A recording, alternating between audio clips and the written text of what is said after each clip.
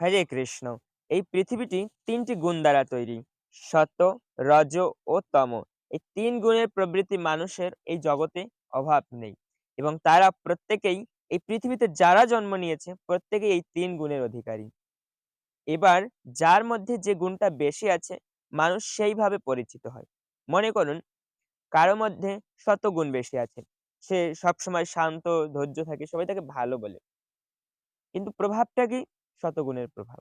যার কারণে সে ভালো। তার মানে তার মধ্যে শতগুণটা বেশি রয়েছে।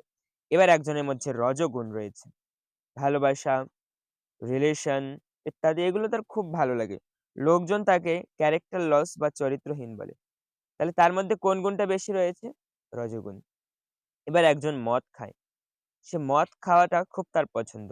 এবার সে মদ খেয়ে সব জায়গায় ঘুরে বেড়ায়। সবাই তাকে মাতাল বলে। সবাই তাকে খারাপ বলে জানে। তাহলে তার মধ্যে কোন গুণটা রয়েছে? তমোগুণ। তো এই ৩ টা গুণের মাধ্যমে আমরা এই জগতে পরিচিত হই। এবং সবার মধ্যেই ৩ টা গুণ রয়েছে। কারো মধ্যে বেশি পরিমাণে, কারো মধ্যে কম পরিমাণে। এবং সাধু মহাত্মাদের ভিতর শতগুণটা বেশি রয়েছে। যার কারণে সাধুদেরকে সবাই ভালো মনে করে।